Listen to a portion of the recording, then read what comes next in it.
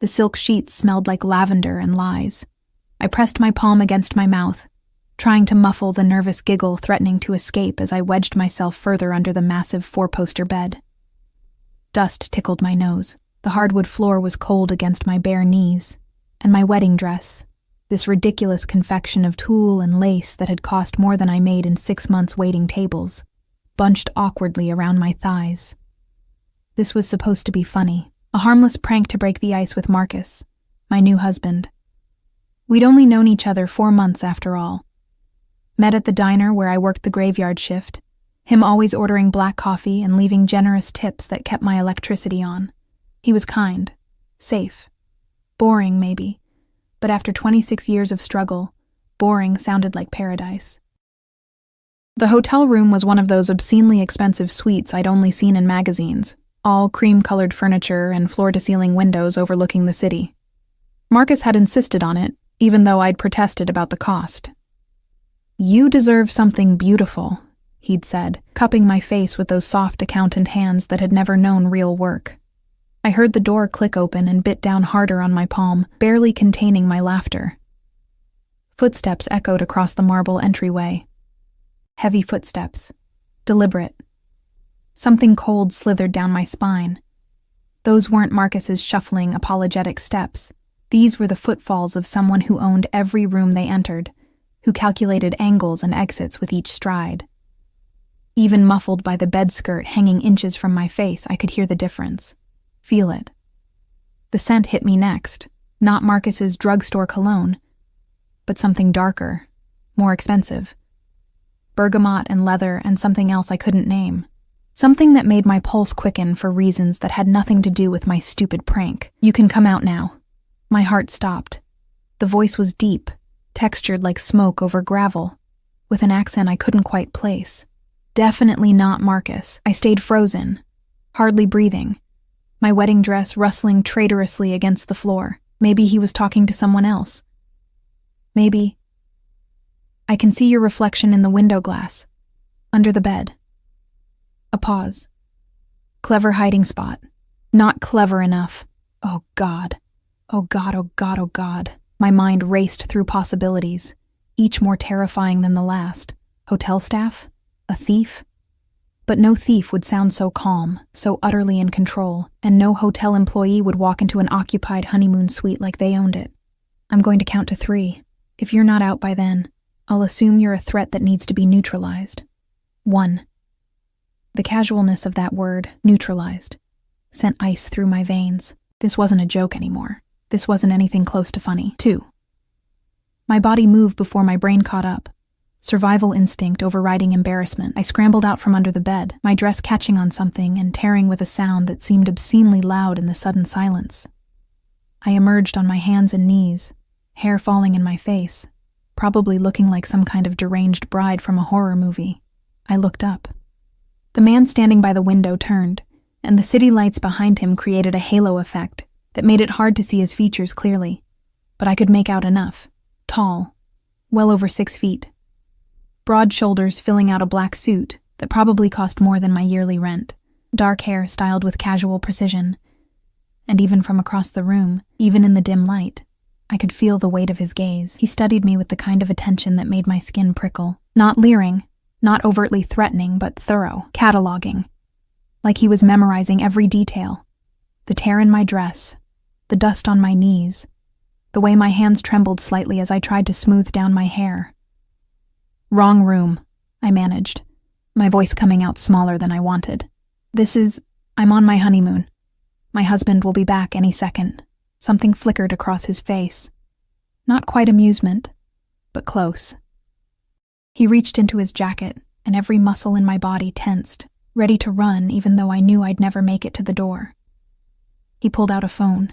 Expensive. Sleek. One of several, I noticed, lined up in his inner pocket like weapons. "Your husband," he said, his voice almost gentle in a way that was somehow worse than if he'd yelled. "Marcus Pemberton, 5'9", brown hair, works at Davidson & Associates as a junior accountant." My mouth went dry. "How do you—" "He also stole $300,000 from my organization over the past 8 months. Small amounts. carefully hidden in budget discrepancies and ghost accounts. Very clever. Almost clever enough. The room tilted. I grabbed the bedpost to steady myself. The wood smooth and solid under my palm. The only real thing in a world that had suddenly stopped making sense. That's not... Marcus wouldn't... Marcus did. He pocketed the phone, never breaking eye contact. The wedding was smart. I'll give him that. Joint accounts, shared assets, makes it much harder to freeze his funds when they're entangled with an innocent party. His head tilted slightly. You are innocent, I assume? I don't know what you're talking about. My voice cracked. I don't know anything about... We just got married today, this morning. I believe you. 2 words that should have been reassuring but somehow weren't, because the way he said them suggested he'd already run a complete background check, already knew everything about my life, from my maxed out credit cards to my student loans, to the fact that I still sent money to my sick mother every month, even when it meant eating ramen for a week. Where is he? I asked, though part of me didn't want to know the answer. The man moved then, walking toward me with that same deliberate grace. He wasn't rushing, wasn't threatening, but I still backed up until my shoulders hit the wall next to the bed. He stopped a few feet away, close enough that I could see his face properly now. Young, I realized with a start, maybe early 30s, handsome in a way that seemed almost unfair. Sharp jawline, dark eyes that missed nothing, a mouth that looked like it rarely smiled, but would be devastating when it did. A small scar cut through his left eyebrow, the only imperfection in otherwise aristocratic features. Your husband, he said, is currently in the presidential suite upstairs, probably wondering why you haven't come looking for him yet. He switched the room keys, gave you this room number instead of the real one. My stomach dropped. Why would he? Because I'm supposed to be in the presidential suite tonight. And he, clever boy, arranged to have you come here instead. To my room. His expression didn't change, but something dark flickered in his eyes. Tell me. Did he seem nervous when he left, eager to take care of something? Maybe he said he needed to make a quick call, speak with the concierge. He had. Marcus had kissed my cheek, told me to get comfortable, said he needed to confirm something with the front desk about breakfast service. He'd been smiling, excited almost. He set you up, the man continued, his voice almost gentle. Probably thought I'd find you here and assume you were part of the theft. An accomplice, or leverage. The word leverage hung in the air like a blade. But he miscalculated, the man said. Because I did my homework. Elena Marie Santos, 26 years old, daughter of Maria Santos, currently residing in a care facility for her MS. You work 60-hour weeks at Tony's Diner and a cleaning service. Send most of your paycheck home. Live in a studio apartment in the worst part of town.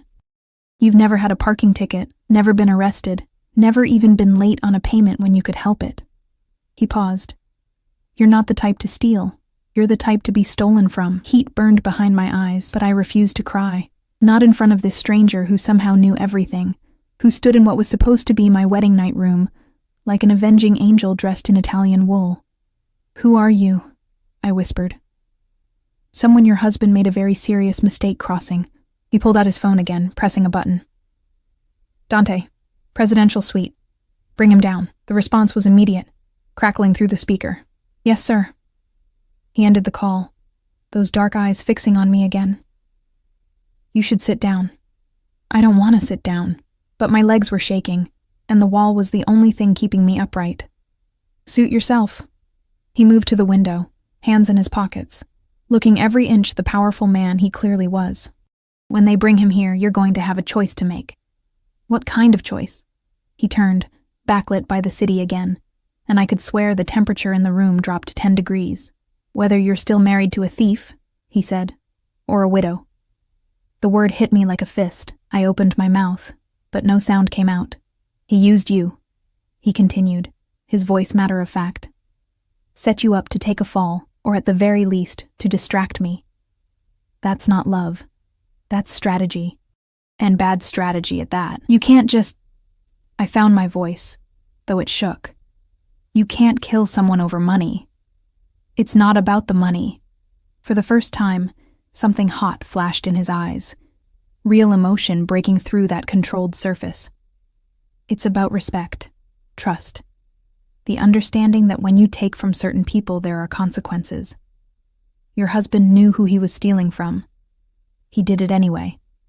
Worse, he tried to use an innocent woman as a shield. The door opened. 2 men entered, both massive, both wearing suits that barely contained their bulk, both moving with military precision. Between them, Marcus stumbled, his face white with terror. His eyes met mine, and I saw it. The guilt, the fear, the calculation even now, trying to figure out if I could still be useful. "Elena," he started, his voice high and thin. "I can explain." "Explain to me," the stranger cut in, his voice like a knife through silk. "Why you gave your bride the key to my room on your wedding night." Marcus's mouth opened and closed. Sweat beaded on his forehead. "I didn't. It was a mistake." "No mistake. You switched the room assignments, had her come here while you waited upstairs, probably ready to run the moment you heard screaming." The stranger took a step toward Marcus, and even the 2 large men holding him seemed to tense. "Did you think I'd hurt her? Use her to get to you? Or were you just hoping I'd be distracted long enough for you to disappear?" "Please," Marcus whimpered. "I'll give it back. All of it. I just needed. The stranger's laugh was soft, terrifying. "Let me tell you what you need. You need to pray that I'm feeling merciful tonight." He looked at me then, and I felt pinned by that gaze, like a butterfly on a collector's board. "The choice is yours," he said. "He's your husband. Legally. At least for the next few hours." I looked at Marcus, this man I'd married this morning, thinking I'd finally found safety, finally found someone who wanted me for me. This man who'd smiled and promised to love me forever, who'd held my hands at the altar with fingers that turned out to be already reaching into someone else's pocket. This man who'd hidden me under a bed like bait in a trap. "He's not my husband," I heard myself say. "We're getting it annulled." Something that might have been approval flickered across the stranger's face. "Smart girl." He nodded to the 2 men, and they started dragging Marcus toward the door. Marcus fought, screaming my name, screaming promises and apologies and threats all jumbled together. The door closed behind them, muffling his voice until there was nothing but silence and the ghost of lavender-scented lies. I stood there, still in my torn wedding dress, covered in dust, watching my life implode in real time. The stranger moved closer, not threatening, but not exactly comforting either. He reached out slowly, giving me time to flinch away if I wanted, and brushed a strand of hair from my face. His fingers were warm, calloused in unexpected places. "You have nowhere to go tonight," he said. It wasn't a question. I didn't answer. Couldn't. "This room is paid for. Stay here. Tomorrow we'll figure out the rest." "The rest of what?" My voice sounded hollow. He smiled then, and it was as devastating as I'd imagined. But also sad, somehow. Knowing. "The rest of your life, Elena, the one that doesn't involve men who hide you under beds." He walked to the door, paused with his hand on the frame. "My name is Alexei," he said, "and I'm very sorry your wedding night ended this way." Then he was gone, and I was alone in a room that smelled like expensive cologne and shattered dreams, wearing a torn dress that cost more than I made in 6 months, wondering how the hell hiding under a bed for a stupid prank had ended with me owing my life to a man whose last name I didn't even know. A man who, I was starting to suspect, was far more dangerous than Marcus had ever been. A man who looked at me like I was something precious and breakable. A man who'd just given me a choice and seemed genuinely willing to let me make it. I sank onto the edge of the bed, my legs finally giving out, and stared at the city lights blinking through the window, like stars that had fallen and forgotten how to rise. I didn't sleep. How could I? Every time I closed my eyes, I saw Marcus's face, that mask of terror and guilt, and heard the stranger's voice, Alexei's voice, smooth and dark like expensive whiskey, asking me to choose between widow and annulment as casually as someone might ask about coffee preferences. I'd peeled off the wedding dress somewhere around 3 a.m, letting it puddle on the bathroom floor like a defeated ghost. The hotel robe was soft against my skin, Egyptian cotton that probably cost more than my entire wardrobe. I'd wrapped myself in it and curled up in the armchair by the window, watching the city lights blur and refocus as exhaustion pulled at my edges. but sleep never came. When dawn finally crept across the skyline, painting everything in shades of pink and gold that seemed obscenely cheerful, I heard the door click open. My heart slammed against my ribs. I shot up from the chair, the robe falling open slightly before I clutched it closed. But it wasn't Alexei who entered.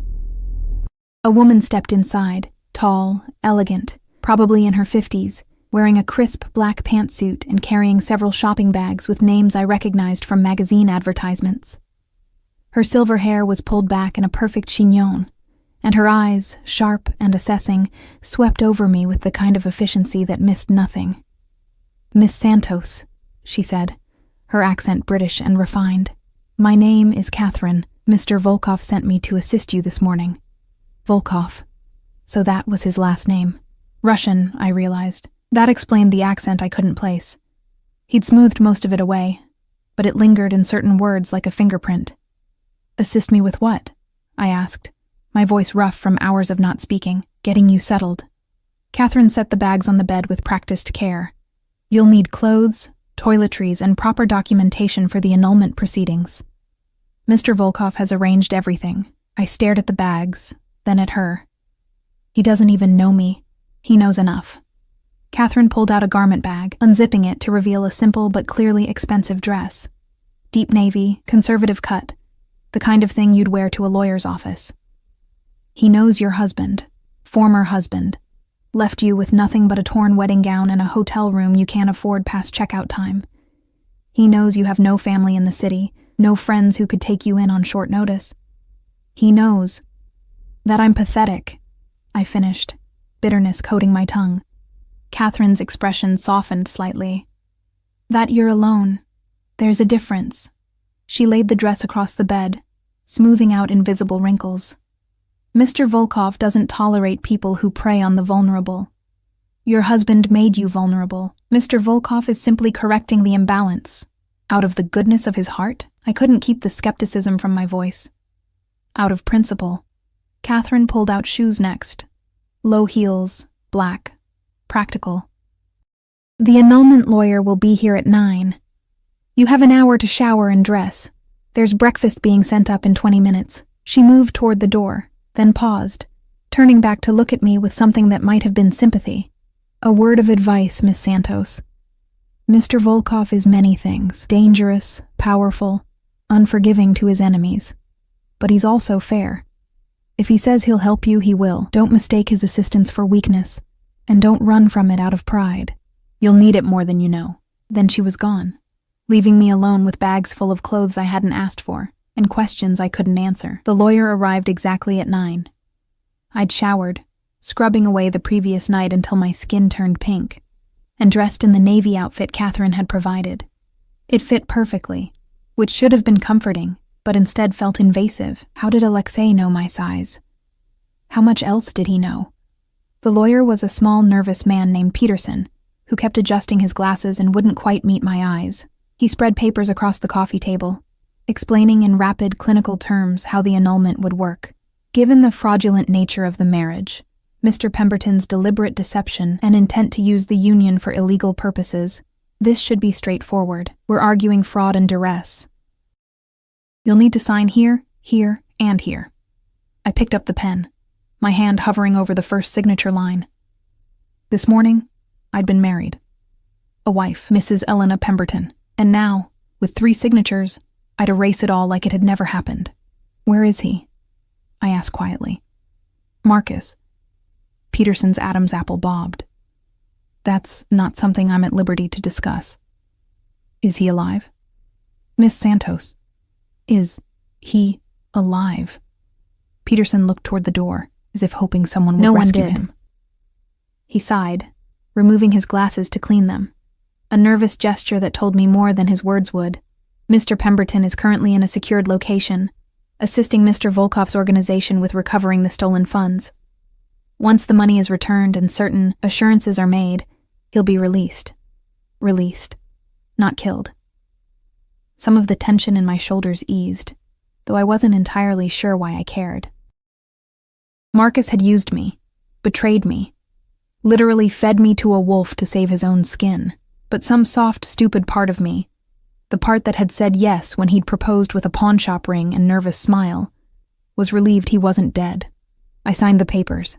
Peterson gathered them with obvious relief, shoving them into his briefcase like they might bite. "You're free now, Miss Santos, legally unburdened. I'll file these within the hour. Free." The word should have felt liberating. Instead, it felt like falling. Catherine returned an hour later, finding me still sitting on the couch, staring at nothing. "The annulment is filed," she said briskly. "Now we need to discuss your living situation. I have an apartment, which Mr. Pemberton knows the location of." Catherine's tone was gentle but firm.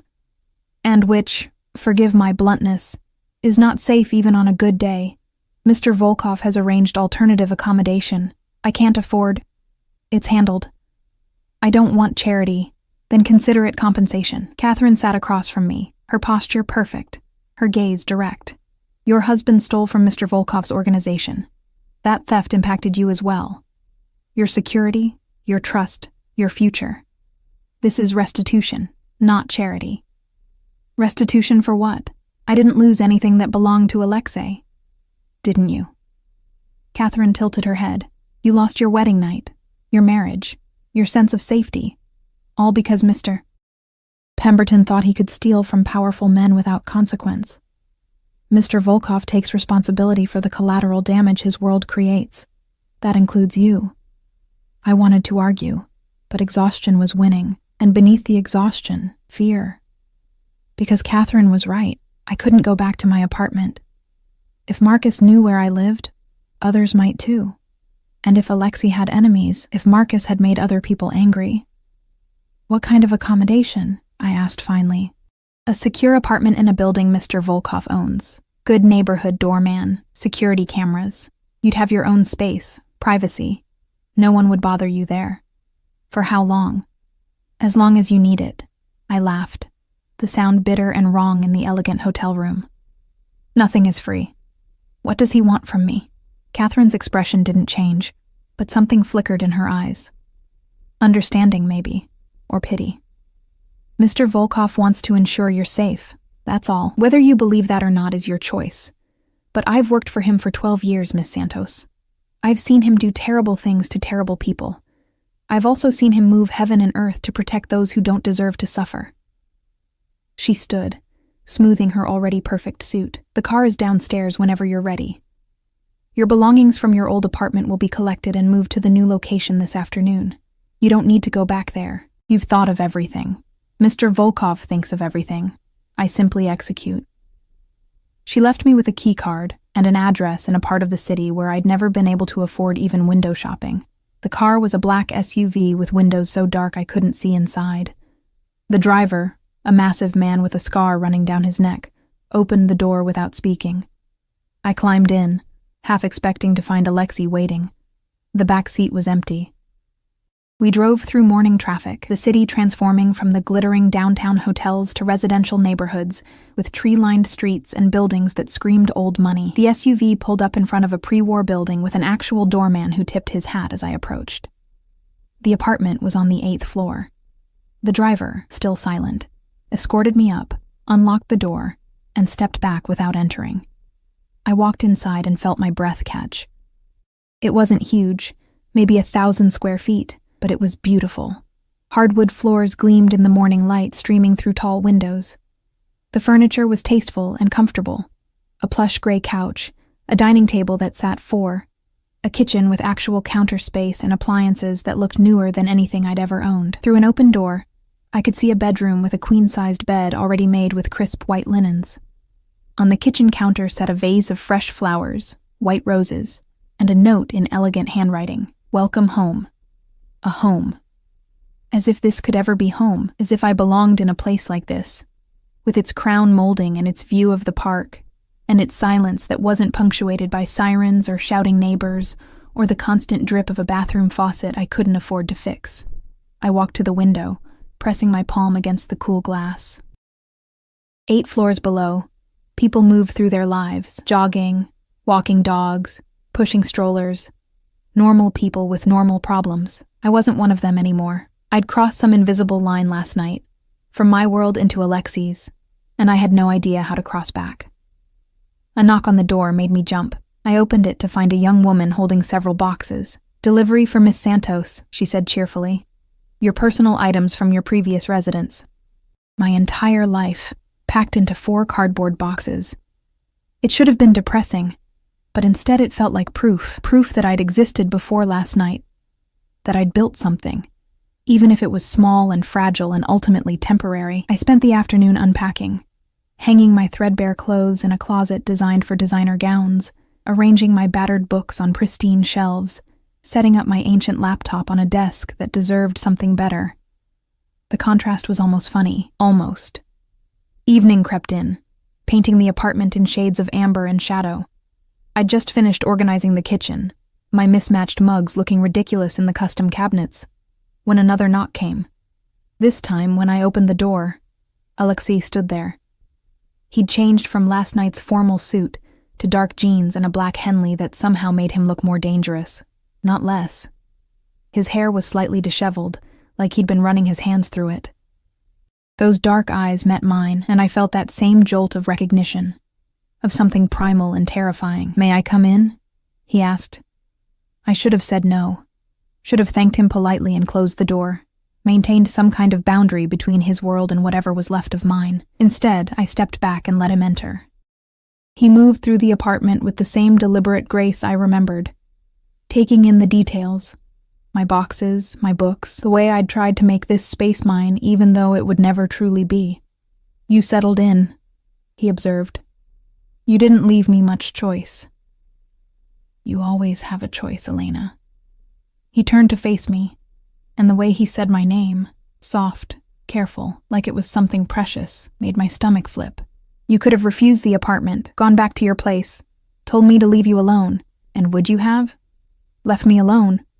A small smile tugged at his mouth. "Probably not, but I would have respected your wishes more creatively." Despite everything, I felt my lips twitch. "That's not reassuring. It's not meant to be." He moved to the window, looking out at the darkening park. "I came to check on you, make sure you had everything you needed." "Why?" "Because your husband, ex-husband," I corrected sharply. "Ex-husband," he amended, "put you in danger. That makes you my responsibility." "I'm not your responsibility. I'm not anyone's responsibility but my own." He turned from the window, and the look in his eyes was so intense I had to fight the urge to step back. "You became my responsibility the moment Marcus Pemberton gave you a key to my room," he said quietly. "The moment he tried to use you as a distraction, or leverage, or whatever his pathetic plan was, he involved you in my world, Elena. That has consequences. I don't want to be in your world." "I know." And he sounded genuinely regretful. "But you are. And until I'm certain you're safe, until I'm certain Marcus's theft hasn't made you a target for people who are far less understanding than I am, you stay under my protection.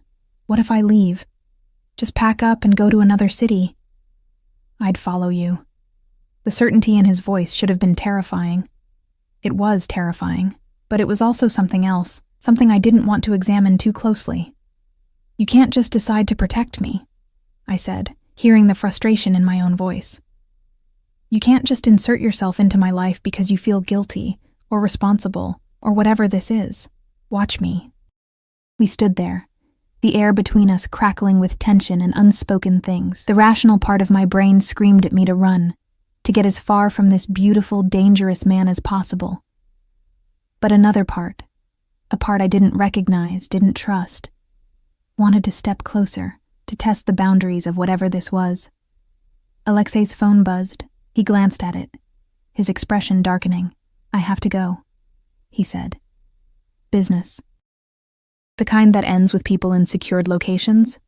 I couldn't help the bite in my words, sometimes. He moved toward the door, then paused. "There's a phone in the top drawer of the nightstand. My number is programmed in. If you need anything at all, you call me, day or night." "I won't." "You will." His gaze pinned me. "Because despite what you think, Elena, you're smart, and smart women know when to ask for help, even from dangerous men. He left before I could respond, the door clicking shut with a finality that felt too much like punctuation on a sentence I hadn't agreed to write. I walked to the bedroom, pulled open the nightstand drawer. Sure enough, a sleek smartphone sat there, top of the line, with only one contact saved, Alexei. I stared at the name for a long moment, then closed the drawer and climbed into bed, still wearing the navy dress Catherine had provided. Outside, the city hummed and glittered and lived its life.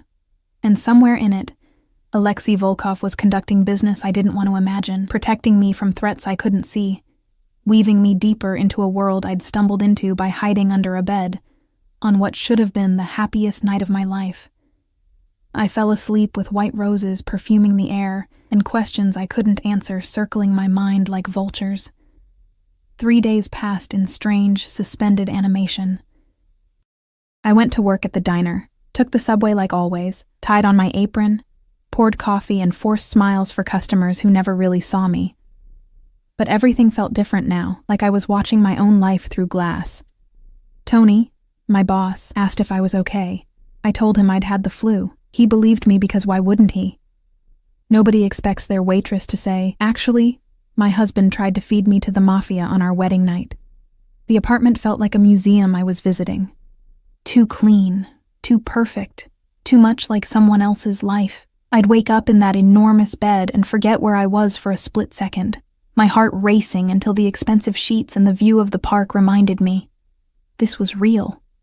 This was my life now. Alexei hadn't contacted me. I told myself I was relieved that his absence proved this was just charity, just guilt, just a powerful man's way of cleaning up a mess.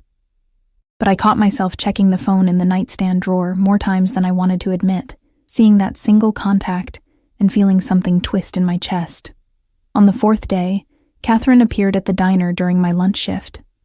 She looked wildly out of place among the cracked vinyl booths and fluorescent lighting, her designer pantsuit and perfect posture drawing stares from the regulars. She slid into a corner booth and waited patiently while I finished taking orders, her expression pleasant but unreadable. "What are you doing here?" I asked when I finally approached her table, coffee pot in hand. "Having lunch." She glanced at the laminated menu with interest. "What do you recommend?" "Catherine."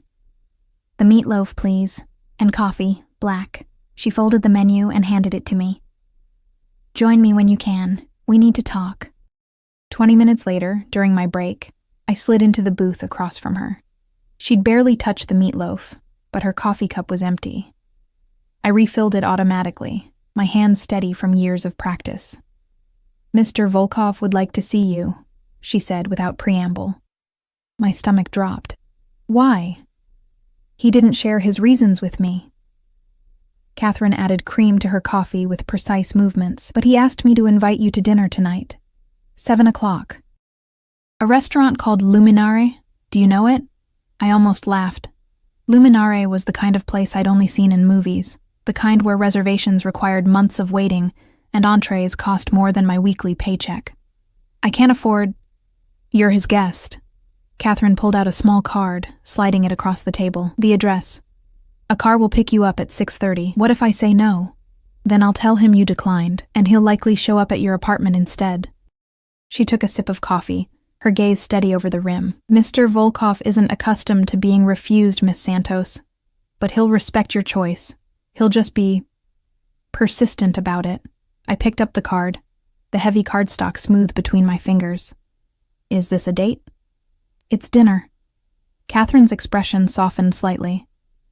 "Though I suspect Mr. Volkov's intentions are more complicated than a simple meal. He's been preoccupied since your wedding night. Distracted in a way I haven't seen before." "Distracted how? That's something you should ask him yourself."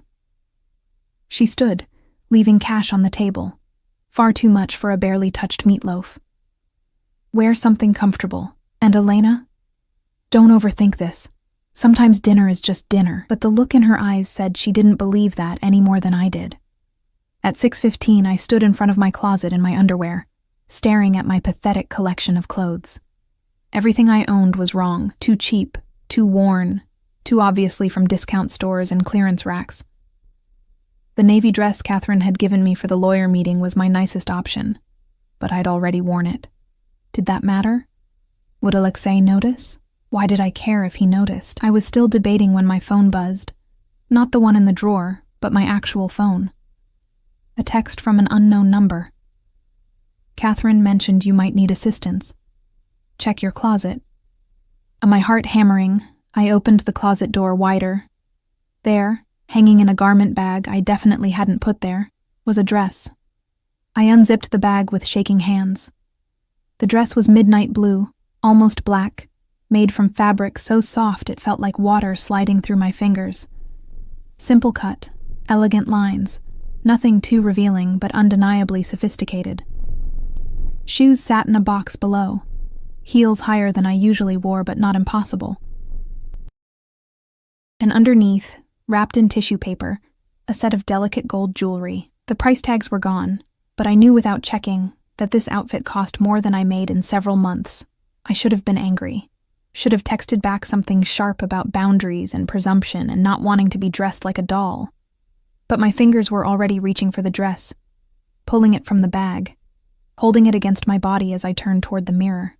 The woman staring back at me looked like someone who belonged in Alexei's world. Someone confident and beautiful, and worthy of expensive restaurants and dangerous men in Italian suits. I hated that I liked it. I hated that I wanted to be her, even just for one night. At 6:30 exactly, my buzzer rang. The doorman announced the car was waiting. I took one last look in the mirror. The dress fit perfectly. Of course it did. The shoes made my legs look longer, the jewelry caught the light like captured stars, and grabbed my ancient purse before I could change my mind. The SUV was the same one from before. Same silent driver with the neck scar. But this time, when the back door opened, Alexei sat inside. My breath caught. He wore a charcoal suit that probably cost more than my monthly rent, his dark hair styled back, a watch glinting at his wrist that could have paid off my student loans, but it was his expression when he saw me that made my pulse stutter, something raw and unguarded flashing across his face before his usual control slammed back into place. "Elena," he said, and my name in his voice sounded like a prayer. "You look beautiful. You bought me a dress." I climbed in, hyper-aware of how close we were in the confined space. He smelled like bergamot and something darker, more dangerous. "You can't just buy me clothes. I can do anything I want." But there was a slight smile playing at his mouth. "The question is whether you'll accept it. You're wearing the dress, so I'll take that as tacit approval. I didn't have anything else nice enough for—" I stopped, realizing how that sounded. "For me?" His smile widened fractionally. "I'm not that shallow, Elena. You could show up in your work uniform, and I'd still want to have dinner with you." "Why?" The SUV pulled into traffic. Through the tinted windows, the city slid past like a dream. "Because I can't stop thinking about you," Alexei said simply. "Because you made a choice that night. Chose annulment over widow without hesitation. Chose your own integrity over whatever security Marcus might have represented. Because you didn't cry or beg or try to manipulate me into sympathy.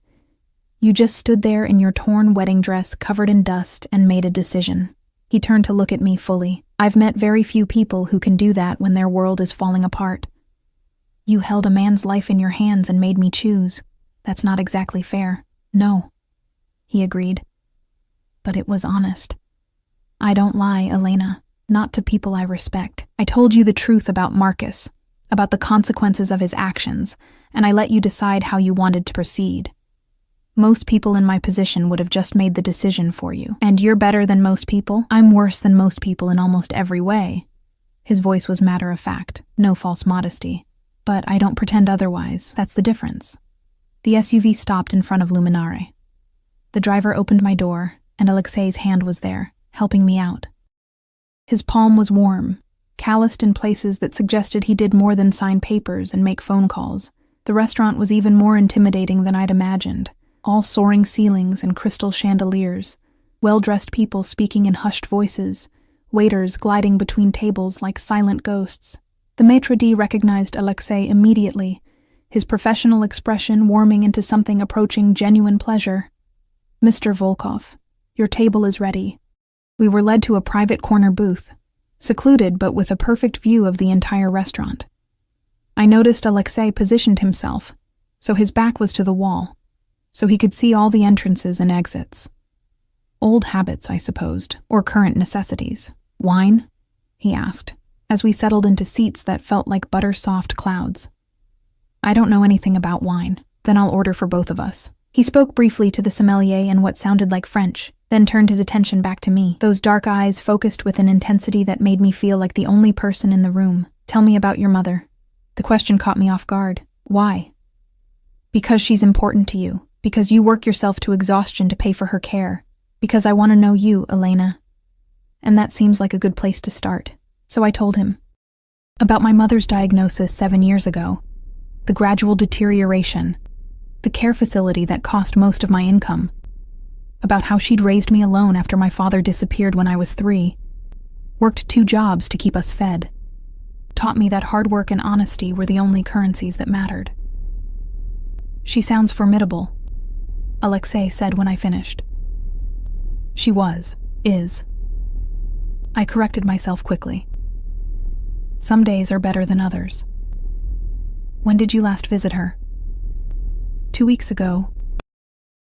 Guilt twisted in my stomach. I've been meaning to go back, but with the wedding and then everything, I haven't had time.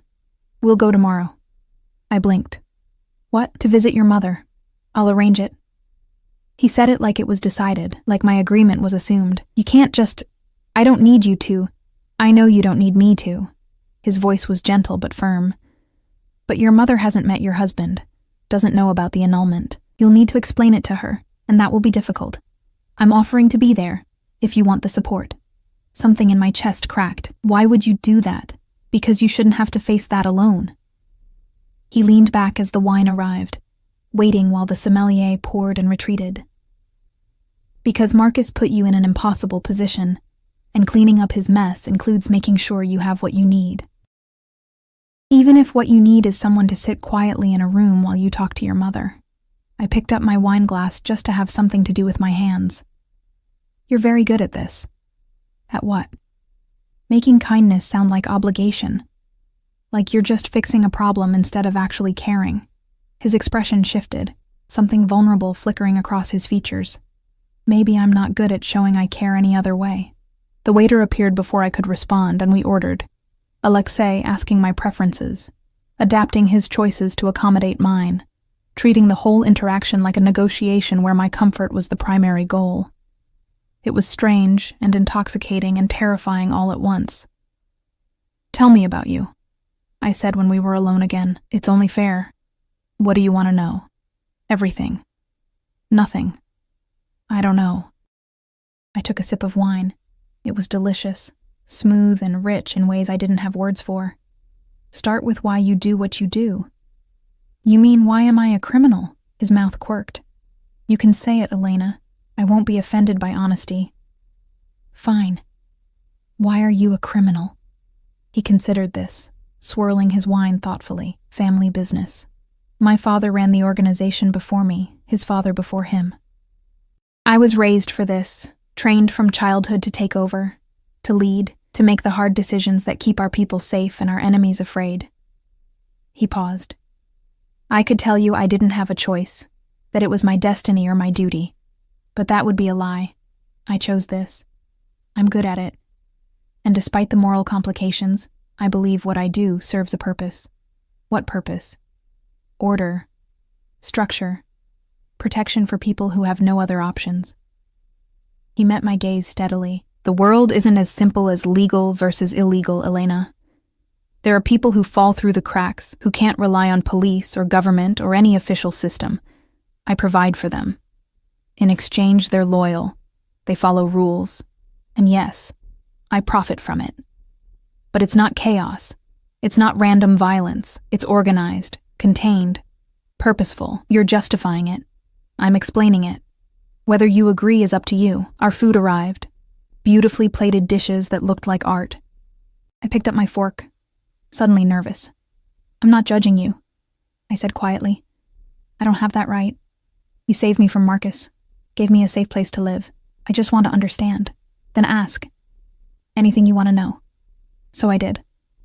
Over the course of the meal, between bites of the most incredible food I'd ever tasted, I asked him about his life, his childhood in Russia before his family moved to America, his mother, who died when he was 15.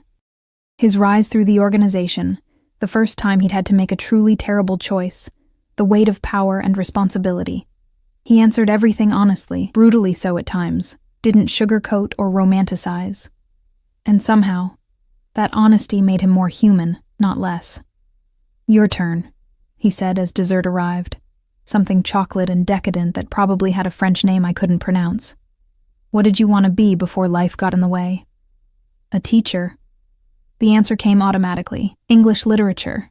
I wanted to share stories, help kids fall in love with reading the way I did. Why didn't you? Mom got sick my senior year of college. I dropped out to work, to pay for her care. Told myself I'd go back eventually. I shrugged. Eventually never came. It could still come. I laughed softly. I'm 26 with student debt and no degree. That ship sailed. Ships can return to port. Alexei's hand moved across the table, his fingers brushing mine.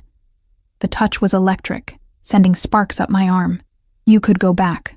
Finish. Teach. On what money? On money that's already been set aside for exactly that purpose. I froze. What? The 300,000 Marcus stole. He's paying it back. Slowly, painfully, but he's paying. I don't need it. Consider it restitution for what he took from you. Alexei's thumb traced circles on my knuckles, the gesture absent and intimate. Finish your degree, Elena. Become who you were supposed to be. Tears burned behind my eyes. I pulled my hand back, needing distance, needing to think. I can't take money from you. That's not... We barely know each other. Then get to know me. His voice was low, intense. Let me take you to see your mother tomorrow. Have dinner with me again. Let me show you that I'm not just some monster who solves problems with violence and money. Aren't you, though? The words came out sharper than I intended. You threatened to kill Marcus. You have people in secured locations. You run an organization that does illegal things. Beautiful words over expensive wine doesn't change that. No, he agreed, it doesn't. I am those things, Elena. Dangerous. Violent when necessary. Unforgiving to people who cross me. He leaned forward, and the candlelight caught in his eyes, making them glow like embers. But I'm also someone who keeps his word, who protects what's mine, who looks at a woman hiding under a bed in a torn wedding dress and sees something worth saving. I didn't need saving. Maybe not. But you deserved better than what Marcus gave you, and I can give you better. A future. Options. Safety. His voice dropped lower. Anything you want, Elena. You just have to let me. The weight of his attention was overwhelming. I felt like prey caught in a predator's gaze, but prey that the predator was trying desperately not to devour. I should go, I whispered. This is too much. Then we'll go. He signaled for the check without looking away from me. But I'm taking you to see your mother tomorrow. 2:00. I'll pick you up. Alexei. 2:00, Elena. It wasn't a request. The drive back to my apartment was silent, tension thrumming between us like a live wire. When we pulled up to my building, Alexei walked me to the door, his hand resting on the small of my back. Protective, possessive. At the elevator, he stopped, turning me to face him. His hand came up to cup my cheek, thumb brushing across my skin with devastating gentleness. Thank you for tonight, he said. For giving me a chance to be more than the monster you met 4 days ago. You're still a monster, I said. But my voice had no strength. I know. He smiled, sad and knowing, but maybe I can be your monster if you let me. He leaned down, and for one breathless moment I thought he was going to kiss me, but his lips brushed my forehead instead, soft and reverent, before he stepped back. 2:00 tomorrow, he reminded me. Sleep well, Elena. Then he was gone, leaving me trembling in the elevator, my forehead burning where his lips had touched, my mind spinning with impossible choices and dangerous wants. I fell into bed still wearing the midnight blue dress, clutching my phone like a lifeline, wondering when exactly I'd stopped being afraid of Alexei Volkov and started being afraid of how much I wanted him to kiss me like he meant it. At 2:00 exactly, Alexei's SUV pulled up to my building. I'd spent the morning alternating between pacing and staring at my closet, trying to decide what you wear to introduce a mafia boss to your dying mother. Eventually, I settled on jeans and a simple sweater. My own clothes, not his gifts. I needed to feel like myself for this. Not like the woman in the midnight blue dress who'd let a dangerous man brush his lips across her forehead and liked it far too much. Alexei was waiting in the back seat again, but today he wore dark jeans and a leather jacket over a gray Henley, more casual, more approachable. Almost normal, if you didn't notice the way his driver kept constant vigilance, or the barely visible outline of what was probably a gun beneath the jacket. "Thank you for coming," I said, as I climbed in, trying to keep my voice steady. I said I would. His eyes traced over my face, reading things I didn't want him to see. "How are you feeling?" "Terrified." Honesty seemed easier than pretense with him. I have to tell my mother her daughter was married and unmarried in the span of 4 days, that the man I chose was a thief and a coward, that I was stupid enough to— Elena. His hand covered mine, warm and solid. "You weren't stupid. You were hopeful. There's a difference. Feels the same from where I'm sitting." The drive to the care facility took 30 minutes through traffic that Alexei's driver navigated with practiced efficiency. I watched the city slide past, my stomach knotting tighter with each mile. The building appeared too soon, a pleasant 3-story structure with gardens and a fountain, the kind of place that cost everything I had and still never felt like enough. Inside, the familiar smell hit me, antiseptic and flowers, and something indefinable that all medical facilities shared. The receptionist recognized me immediately, her professional smile warming. "Elena, your mother will be so happy to see you. She's in the sunroom." Her gaze slid to Alexei with obvious curiosity. "This is—" I hesitated, unsure how to introduce him. Friend seemed absurd. Protector sounded insane. "Alexei," he supplied smoothly, extending his hand. "A friend of Elena's." The receptionist shook it, clearly charmed. Of course she was. Alexei had probably been charming people since birth, wielding that devastating smile like a weapon. We walked through familiar hallways, my heart hammering harder with each step. Alexei stayed close, but not hovering, his presence solid and grounding without being overwhelming. He'd shortened his stride to match mine, I noticed. Small details that suggested he was paying attention, adjusting himself to my comfort. My mother sat by the window in her wheelchair, sunlight painting her silver hair gold. She'd lost more weight since my last visit, her frame more fragile, but her eyes were bright and alert today. Good day, then. Thank God for small mercies. "Mija!" Her face lit up when she saw me, arms extending. "You came." I crossed to her quickly, bending to embrace her carefully. She felt like bird bones and tissue paper in my arms. "Of course I came, Mama. I'm sorry it's been so long. You're busy, I know. Working too hard as always." Her gaze shifted past me to Alexei, interest sparking. And who was this handsome man? I straightened, suddenly acutely aware of how this looked. Me, showing up after weeks away with a man who screamed money and danger in equal measure. "Mama, this is Alexei. He's a friend. A friend who makes you blush." My mother's smile was knowing, teasing in the way only mothers could manage. "Come closer, Alexei. Let me see you properly." Alexei moved forward with easy grace, taking my mother's extended hand and bringing it to his lips in a gesture that should have seemed ridiculous, but somehow wasn't. "Mrs. Santos, Elena speaks of you often. It's an honor to finally meet you." My mother actually giggled. "Oh, Elena, this one is dangerous." "You have no idea," I muttered. We settled into chairs. There was a small seating area in the sunroom, comfortable furniture arranged to encourage visiting. Alexei positioned himself so he could see the door. Old habits even here, but his attention seemed genuinely focused on my mother. "So, Alexei," my mother said, her English accented but clear. "How did you meet my daughter?" I tensed, but Alexei handled it smoothly. "Through unfortunate circumstances that I'm trying to make right.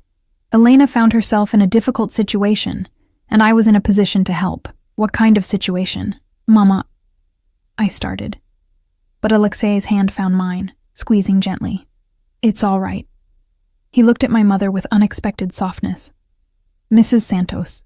Elena was recently married to a man who turned out to be less than he appeared. The marriage has been annulled. I'm helping her through the aftermath. The sunroom went very quiet. My mother's expression shifted through several emotions. Shock, confusion, hurt that I hadn't told her, and finally, understanding. Oh, mija. Her voice was soft. When? 5 days ago. My throat was tight. I'm sorry I didn't tell you sooner. I didn't know how. This man who married you, he hurt you? Not physically. I blinked back tears. But yes, he hurt me. My mother's hand gripped mine with surprising strength. Then he is a fool, and you are better without him. Her gaze shifted to Alexei. And you? What are you to my daughter? Alexei met her stare directly. No flinching, no deflection. Someone who wants to see her happy. Safe. Someone who will make sure no one hurts her again. That sounds like a promise. It is. The weight of that simple statement hung in the air. My mother studied Alexei for a long moment. Her eyes, still sharp despite everything the disease had taken.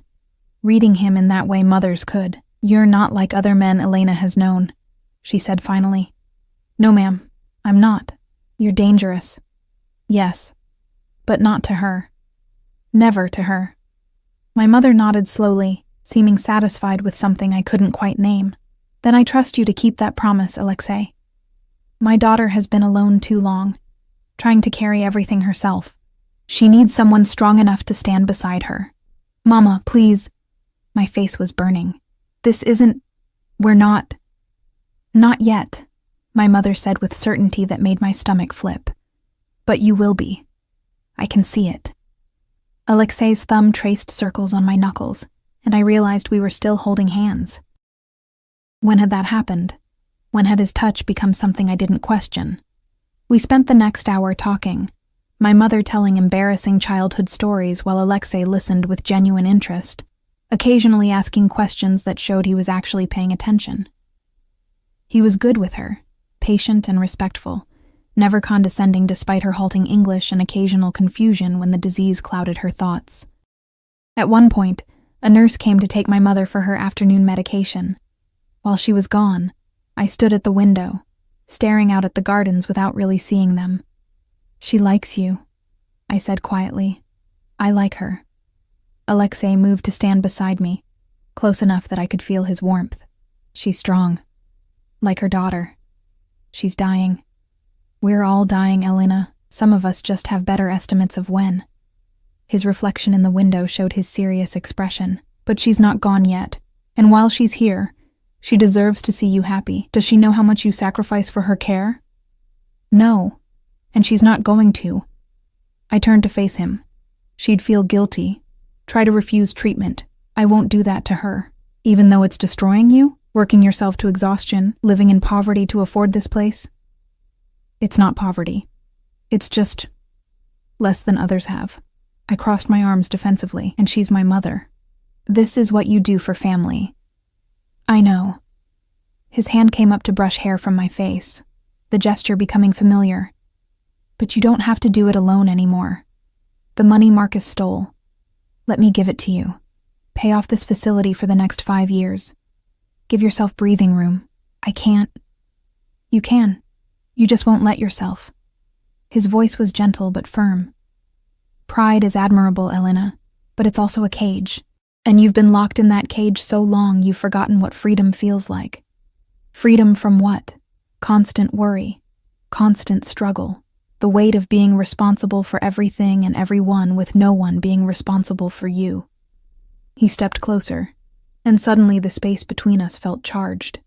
Let me take care of you, not because you're weak, but because you deserve someone strong enough to carry some of the weight. And what do you get out of it? I needed to understand, needed to know what he wanted. Nobody does something for nothing, Alexei. Especially not men like you. Men like me. He smiled, but it was sad. You're right. Men like me always want something. We don't give without expecting return. So what do you want? You. The word was simple, devastating. I want you to stop looking at me like I'm going to hurt you. I want you to smile without that edge of fear behind it. I want to take you to dinner and not have you question every gesture, every gift, every kindness. He cupped my face with both hands now, his touch gentle despite the calloused palms. I want you to trust me, Elena. That's what I want. Your trust. Eventually, if I'm very lucky, maybe something more. My heart was racing. This is insane. We barely know each other. I know you work 2 jobs and still find time to visit your mother. I know you sacrifice everything for the people you love. I know you're terrified right now, but standing here anyway because you're braver than you think. His thumb brushed across my cheekbone. I know that when you smile, really smile, not that customer service smile you wear like armor, it makes something in my chest feel like it's breaking and healing at the same time. Alexei, I know this is fast. I know it doesn't make sense. I know I'm dangerous and complicated and everything you should run from. His forehead touched mine, and his breath was warm against my lips. But I also know that the moment I saw you crawl out from under that bed, looking at me with defiance instead of fear, something changed. I want to know you, Elena, all of you. The parts you show the world and the parts you hide. What if you don't like what you find? Impossible. He said it with such certainty that I almost believed him. But if somehow I'm wrong, I'll still make sure you're safe, still pay for your mother's care, still keep my promises. Because that's what men like me do, Elena. We keep our word, especially to people we care about. You barely know me, I whispered. How can you care? How can you breathe? How does your heart beat? Some things just are. His lips brushed my temple, soft and reverent. Let me in, Elena. Please. I swear I'll be careful with you. The worst part was that I wanted to. God help me. I wanted to let this dangerous, beautiful man past every wall I'd built. Wanted to believe that someone could want me not for what I could give them, but just for existing. Wanted to lean into his warmth and let someone else be strong for once. The sound of my mother's wheelchair interrupted the moment. We stepped apart as the nurse wheeled her back in, but not before my mother caught the expression on my face. Her knowing smile suggested she'd seen everything she needed to see. The rest of the visit passed in comfortable conversation. Alexei told stories about Russia.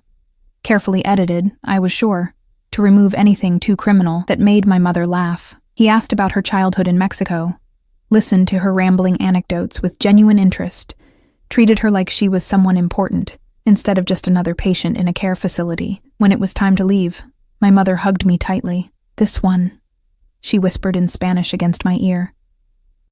Don't let him go, mija. Men who look at you like you're precious are rare. Mama, it's not like that. It will be. She pulled back, cupping my face with shaking hands. I've lived long enough to recognize love when I see it beginning. He's falling for you. And you, my stubborn daughter, are falling right back. I'm not. You are. She kissed my forehead. Let yourself fall, mija. I think he'll catch you. In the SUV on the way back, Alexei was quiet, seeming lost in thought. The silence should have been awkward but wasn't. It felt comfortable, like we'd moved past the need to fill every moment with words. Thank you, I said finally. For coming, for being kind to her. I liked her. She reminds me of my mother, strong, no patience for lies. He turned to look at me. She's right, you know. About what? About you being stubborn. His mouth quirked. But also about everything else. My stomach flipped. Alexei, I'm taking you to dinner again. Tomorrow Somewhere night. Less formal. There's a place I think you'll like. Small, family-owned, best Italian food in the city. You're very sure of yourself. I'm sure of what I want. There's a difference. His hand found mine again, that now familiar touch. Say yes, Elena. I should have said no. Should have put distance between us, protected myself from whatever this was becoming. But my mother's words echoed in my head. Let yourself fall. And maybe, just maybe, I was tired of always being safe. Yes, I heard myself say. His smile was brilliant, transforming his face from dangerously handsome to absolutely devastating. Good. 7 o'clock. Wear whatever you want. Your clothes, my gifts, doesn't matter. I just want you there. When we reached my apartment, he walked me up again. At my door, he pulled me close, one hand splaying across the small of my back, the other cupping my face. "I'm going to kiss you," he said softly. "If you don't want that, say so now." My heart was thunder in my chest. I should say no, should maintain boundaries. Okay? I whispered. His mouth met mine, and the world tilted.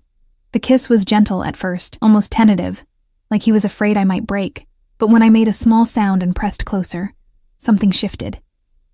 His arms tightened around me, pulling me flush against him, and the kiss deepened into something hotter, more desperate. He tasted like coffee and promises, and his hands in my hair felt like anchoring points in a spinning world. When we finally broke apart, both breathing hard, he rested his forehead against mine. "I've wanted to do that since I saw you crawl out from under that bed," he admitted, his voice rough. Covered in dust, furious and terrified and so damn beautiful I could barely think. "That's insane," I managed. "Probably." He kissed me again, softer this time. "But I've never claimed to be sane, Elena. Just honest." He left me at my door, trembling and confused and wanting, my lips burning from his kiss, my mind spinning with impossible possibilities. Inside my apartment, I touched my mouth, still feeling the ghost of his kiss, and wondered when exactly I'd stopped being Elena Santos, struggling waitress with a simple life, and become someone who kissed mafia bosses in hallways and liked it. My phone buzzed. A text from the number I now knew by heart. "Sleep well, beautiful. Tomorrow can't come fast enough." I fell asleep smiling, for the first time in years, not worried about tomorrow, not calculating bills or shifts, or how to stretch money that didn't exist, just thinking about a dangerous man with gentle hands and a kiss that felt like coming home. The next 3 weeks passed in a blur of stolen moments and careful revelations. Alexei took me to dinner at the Italian restaurant, a tiny place in Brooklyn run by a family who greeted him like a beloved nephew and fed us until I could barely move. We talked for hours, discovering shared love for old movies and terrible puns, arguing playfully about books and music. He made me laugh until my sides hurt, and somewhere between the tiramisu and the third glass of wine, I realized I was in serious trouble. He took me to the museum on a Tuesday afternoon when it was nearly empty, hiring a private guide who showed us Renaissance paintings and ancient sculptures, while Alexei's security kept discreet distance. He held my hand through the galleries, listened to me ramble about symbolism and technique, and later admitted he'd only been half watching the art because he couldn't stop looking at me. He showed up at the diner during my late shift with takeout from expensive restaurants, sitting in the corner booth and doing work on his laptop while I served customers. His presence a silent promise that I wasn't alone. Tony started calling him Mr. Fancy, and stopped asking questions when the tips Alexei left covered my rent. And every night, he kissed me goodnight at my door with increasing heat and decreasing restraint. Until I started inviting him inside for coffee that we never actually drank, losing ourselves in kisses on my couch, until he'd pull back with visible effort and leave before things went too far.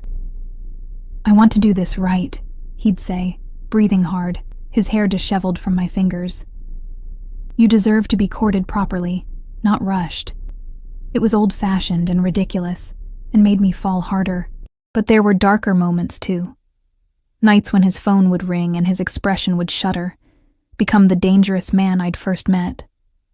He'd leave abruptly, returning hours later with shadows in his eyes and blood on his knuckles he thought I didn't notice. I didn't ask.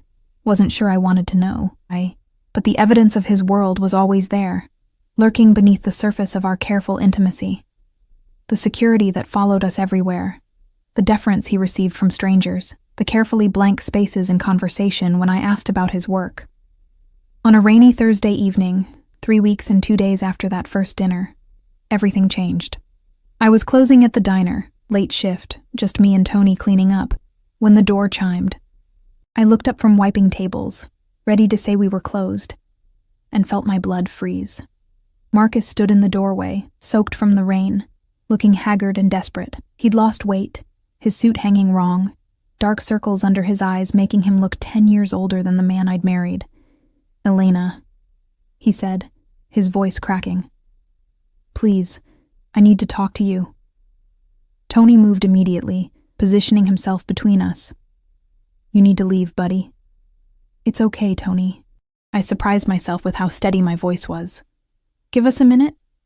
Tony looked doubtful but nodded, retreating to the kitchen but leaving the door open.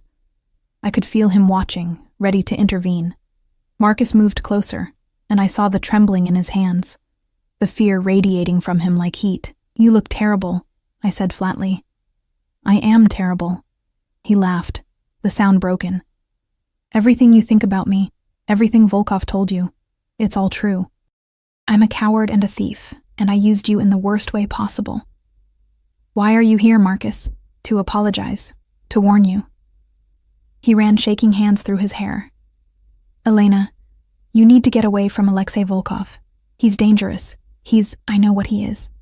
I crossed my arms. He's been very honest about it. Has he told you about the people he's hurt? The things he's done? Marcus's voice rose desperately. He's not some gentleman criminal from a movie, Elena. He's a killer. A monster. And whatever he's doing with you, it's not love. Men like him don't love. They possess. They consume. And what did you do, Marcus? My voice was cold. You loved me so much you tried to feed me to him, set me up to take a fall, or at least distract him while you ran.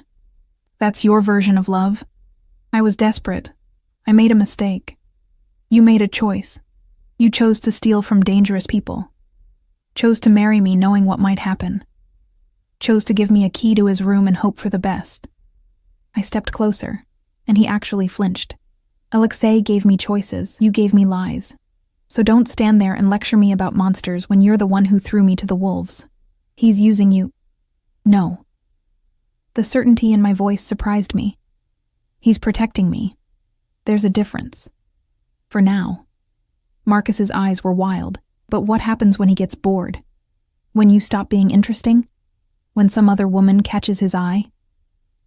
Men like Volkov don't do commitment, Elena. They do conquest.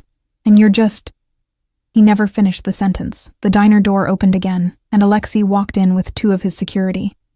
He was dressed for business, full suit, that dangerous edge sharp and visible. His eyes found me first, scanning for injury with the efficiency of long practice, then locked onto Marcus. The temperature in the room dropped 10 degrees. You were told to stay away from her, Alexei said quietly. Too quietly.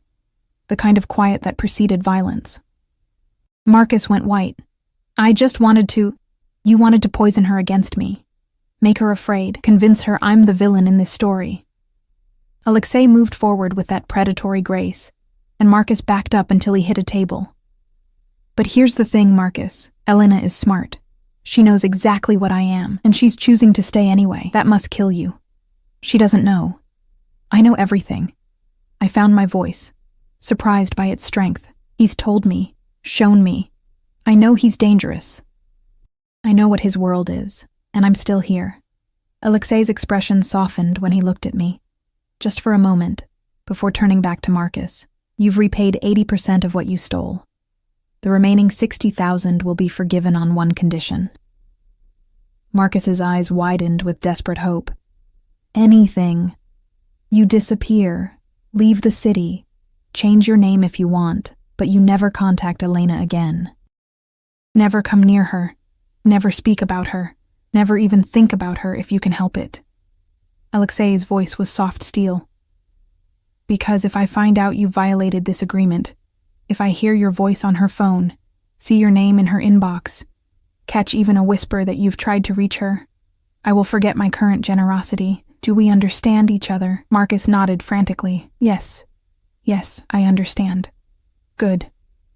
Alexei gestured to his security. Make sure he catches the next flight out. I don't care where. Just far from here. They escorted Marcus out, and then it was just us, me and Alexei and Tony watching suspiciously from the kitchen. You okay? Alexei asked gently. He called you a monster. I am a monster. He said you'd get bored with me, move on to someone else. Something flashed in Alexei's eyes. Anger, maybe, or hurt. Is that what you think? No. I moved closer, closing the distance between us. I think you're a lot of things. Dangerous, yes. Violent when you need to be. Operating outside the law in ways I don't always understand. But you've never lied to me. Never pretended to be something you're not. And you've kept every promise you've made. His hands framed my face, thumbs brushing my cheekbones. I won't get bored, Elena. I won't move on. When I want something, I keep it, protect it. And I've never wanted anything the way I want you. That sounds like possession. It is. He didn't deny it. But it's also devotion. Obsession, maybe. I think about you constantly. You're the last thing on my mind before I sleep and the first when I wake. I've rearranged my entire schedule to steal hours with you. I've turned down business deals because they'd take me out of the city for too long. His forehead touched mine. You've become essential, Elena. Like breathing. And I know that's intense and probably terrifying, but it's the truth. My heart was racing. What if I can't handle your world? What if it becomes too much? Then we figure it out together. I'll protect you from it as much as I can. But I won't lie. There will be hard moments, dangerous moments, times when you'll question if this is worth it. His voice dropped lower. All I can promise is that I'll never betray you, never use you, never make you feel like you're less important than anything else in my life. Alexei, I love you. The words hung in the air between us, simple and devastating. I know it's too soon. I know it doesn't make sense, but I fell in love with you somewhere between watching you make choices that terrified you and listening to you talk to moments, dangerous moments, times when you'll question if this is worth it. His voice dropped lower. All I can promise is that I'll never betray you, never use you, never make you feel like you're less important than anything else in my life. Alexei, I love you. The words hung in the air between us, simple and devastating. I know it's too soon. I know it doesn't make sense, but I fell in love with you somewhere between watching you make choices that terrified you and listening to you talk to your mother and seeing you smile when you think no one's watching. I love you, Elena, and I need you to know that before you decide what happens next. Tears burned behind my eyes. This is insane. Probably. He smiled, that devastating expression that made my knees weak. But I've never claimed to be sane, just honest. I kissed him. Hard. Pouring 3 weeks of wanting and confusion and fear and hope into it. He responded immediately, arms wrapping around me, lifting me slightly off my feet, as the kiss deepened into something desperate and claiming. When we broke apart, both breathing hard, I saw Tony watching from the kitchen with obvious interest. Take me home, I whispered against Alexei's mouth. Not the apartment you gave me. Your home. I want to see where you live. His eyes darkened with heat and something deeper. Elena, I know what I'm asking. I know what it means. I met his gaze steadily. I love you too. It's terrifying and illogical and probably the worst decision I've ever made. But it's true. I love you, Alexei Volkov, so take me home and show me your world. All of it. The smile that crossed his face was pure joy, unguarded and beautiful. He kissed me again, softer this time, reverent. You're sure? I've never been more sure of anything. Alexei's penthouse was everything I expected, and nothing like I imagined. Yes, it was luxurious. Floor-to-ceiling windows overlooking the city, expensive furniture, artwork that probably cost more than most people's houses, but it was also lived in. Books stacked on tables, a half-empty coffee cup in the kitchen, photographs scattered across a desk, showing a young Alexei with a beautiful woman who must have been his mother. It's not what you expected, he said, watching me explore. I thought it would be colder, more like a showroom. I picked up one of the photographs, studying his young face. This is more human. I'm human, Elena, just a human who makes inhuman choices sometimes. He moved behind me, arms wrapping around my waist. But here, in this space, I get to just be Alexei. Not a boss, not a threat. Just a man who likes strong coffee and old jazz and beautiful women who call him out on his bullshit. I turned in his arms, facing him. What happens now? Whatever you want. His hands traced up my sides, the touch both possessive and gentle. We can take this slow. I can take you back to your apartment, keep courting you properly. Or I can take you to bed and spend all night showing you exactly how much I love you. His voice was rough with want. But once we cross that line, Elena, there's no going back. You'll be mine completely, and I'll be yours. No half measures. No holding back. My pulse thundered. That sounds like a threat. It's a promise. He kissed my neck, making me gasp. I'll worship you. Protect you. Give you everything you've ever wanted and things you didn't know to ask for. But I'll also be possessive, jealous. I'll want to know where you are, who you're with. I'll eliminate threats you don't even see coming. I'll reshape my entire world to make sure you're safe and happy. That's a lot. I know. His teeth grazed my pulse point. Too much. I should have said yes. Should have asked for time, for space, for sanity, but I was tired of being careful. Tired of protecting myself from every possible hurt. This man, dangerous, powerful, completely devoted, was offering me everything, and God help me, I wanted it. Not enough. I whispered. Show me, Alexei. Show me what it means to be yours. He didn't need to be told twice. He carried me to his bedroom, all dark colors and soft sheets and windows that turned the city into a carpet of stars. And then he proceeded to take me apart with kisses and touches and whispered promises in Russian I didn't understand, but felt in my bones. He was gentle and demanding by turns, learning my body like it was sacred text, finding places that made me gasp and moan and beg for more. And when we finally came together, when he was buried deep inside me with my name on his lips like a prayer, I felt something click into place. This was home. Not the apartment he'd given me, or the life I'd built before. Him. Us. This dangerous, beautiful man who looked at me like I was precious, and fought the world to keep me safe. Afterwards, wrapped in his arms with the city glittering below, I felt him press a kiss to my temple. Mine, he murmured. Forever mine. Forever yours, I agreed. But I'm keeping my job at the diner, he laughed, the sound rich and warm. Wouldn't dream of taking it away, though I reserve the right to show up and distract you during shifts. Deal. I tilted my head to look at him. What about my degree? You said, already arranged. You start next semester. Full scholarship. Everything covered. His fingers traced patterns on my spine. You're going to be an incredible teacher, Elena. Tears burned my eyes. How did this happen? How did I go from hiding under a bed on my wedding night to this? Fate. Luck. Marcus being an idiot. Alexei pulled me closer. Does it matter? You're here now. Safe, loved. Exactly where you're supposed to be. With a Mafia boss. With the man who loves you more than anything in his violent, complicated world. He kissed me slowly. I know this isn't a fairy tale, Elena. There will be hard days. Dangerous moments. Times when you'll hate what I have to do. But I swear I'll always come back to you. Always protect you. Always love you like you're the only thing that matters. Because I am? Because you are. His smile was soft. You're everything, Elena. My redemption. My purpose.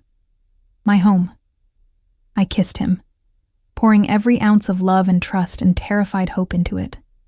And as the city sparkled beyond the windows and his arms held me safe, I finally understood what my mother had meant. Sometimes you have to let yourself fall. And if you're very lucky, you find someone strong enough to catch you. Someone dangerous and devoted and completely, utterly yours. 6 months later, I graduated with honors, my teaching degree finally complete. Alexei sat in the front row next to my mother, who'd been moved to a better facility with experimental treatments that were actually working, cheering louder than anyone when I crossed the stage. He'd taken over her care completely, visiting her weekly, bringing her flowers and stories and making her laugh until she cried. The diner threw me a goodbye party. Tony cried and gave me a plaque that read, "Best damn waitress ever." Alexei bought the building and ensured Tony got a fair lease, because that's what he did. Protected the people I loved with the same ferocity he protected me. I started teaching at a high school in Brooklyn, sharing my love of literature with students who needed someone to believe in them. Some days were hard, but I'd come home to Alexei, because I'd officially moved into the penthouse 2 months ago, and he'd listen to my frustrations and remind me why it mattered. His world still scared me sometimes. The phone calls at odd hours, the security that shadowed me everywhere, the careful omissions in conversation about where he'd been or what he'd done. But he kept his promises, never lied. never made me feel less important than his business. And when darkness crept too close, when I saw things I wished I hadn't, or understood too much about what protection really meant, he held me and reminded me that love wasn't about being perfect. It was about choosing each other anyway. On a cool evening in October, Alexei took me back to Luminare, the restaurant where we'd had our first real date. We sat at the same table, ordered the same wine, and somewhere between dessert and coffee, he got down on one knee.